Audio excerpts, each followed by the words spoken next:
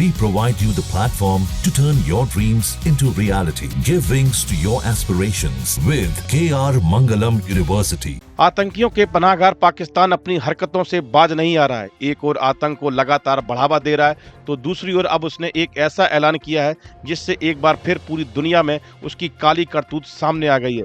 दरअसल पाकिस्तान की सरकार ने घोषणा की है कि ऑपरेशन सिंदूर के दौरान मारे गए आतंकवादियों के परिवारों को 1-1 करोड़ रुपए का मुआवजा दिया जाएगा। खास बात यह है कि इस पैकेज में जैश ए मोहम्मद के सरगना मसूद अजहर से जुड़े 14 आतंकवादियों के परिवारों को भी 14 करोड़ रुपए दिए जाने की संभावना है।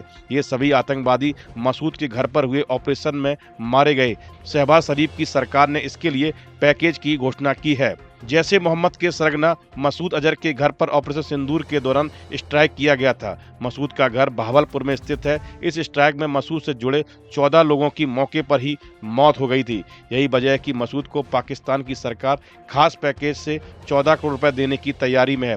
मसूद अजहर के घर पर मारे गए आतंकवादियों का पालनकर्ता खुद मसूद था। उसके परिवार के लोग भी जैश ए मोहम्मद से जुड़े हुए थे। मसूद की बहन का पति उसी के मदरसे में आतंकवादियों को ट्रेनिंग देता था।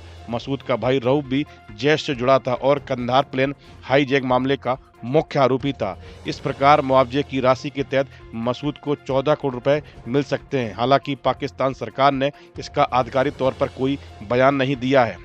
पहलगाम में हुए आतंकी हमले के बाद से ही मसूद अजहर अंडरग्राउंड हो गया है। खबरों के मुताबिक पाकिस्तान की सेना ने उसे छिपा रखा है। मसूद अजहर पर भारत में कई आतंकवादी हमला करने का आरोप है और वह जैश ए मोहम्मद का सरगना है। स्ट्राइक के बाद मसूद अजहर ने खुद बयान जारी किया था। मसूद ने कहा कि भारत के ऑपरेशन से उसकी बड़ी बहन बहनोई और उसके बच्चों की मौत हो गई। परिवार के खात्मे के बाद मसूद अजहर ने कथित तौर पर कहा कि मैं भी मर जाता तो अच्छा होता। दूसरी ओर पहलगाम में आतंकवादी हमले के बाद से ही मसूद अजहर अंडरग्राउंड है। कहा जा रहा है कि पाकिस्तान की सेना ने मसूद को छिपा रखा है। भारत ने 6 और 7 मई की रात को ऑपरेशन सिंदूर शुरू किया था। इसका मकसद पहलगाम में आतंकी हमले के जवाब में आतंकी ठिकानों को तबाह करना था। अगले 3 दिनों में पाकिस्तान ने 8, 9 और 10 मई को भारतीय सैन्य ठिकानों को निशाना बनाकर जवाबी कार्रवाई करने की कोशिश की। हालांकि पाकिस्तान की इन सभी कोशिशों को भारत ने नाकाम कर दिया और मुंह तोड़ जवाब दिया।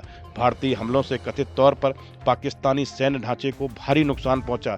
इसमें air defence system, radar station और कमांड एंड कंट्रोल सेंटर शामिल है। प्रेस ब्रीफिंग में एयर मार्शल AK भारती ने कहा कि हमने इस बात को बार बार दोहराया है कि हमारी लड़ाई आतंकियों के खिलाफ है। हालांकि अफसोस की बात है कि पाकिस्तानी सेना ने दखल देकर आतंकियों की रक्षा करने की कोशिश की। इसके कारण हमें उसी तरह का जवाब देने के लिए मजबूर होना पड़ा।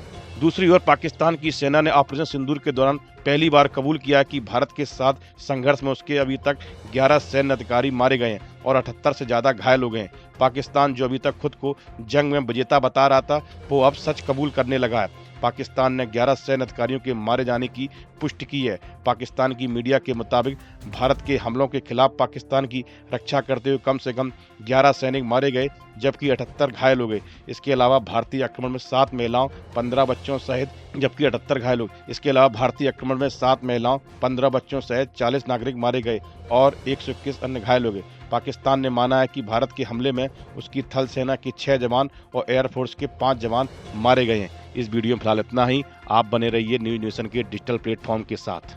न्यूज नेशन अब व्हाट्सएप पर खबरों के ताजा अपडेट के लिए न्यूज नेशन के इस QR कोड को स्कैन करें।